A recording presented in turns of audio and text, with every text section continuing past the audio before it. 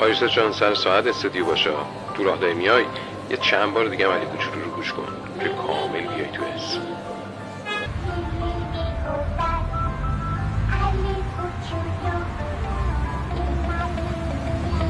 خب آریسا برای اولین ضبط آماده ای؟ خب اوکی برو بریم شروع کن.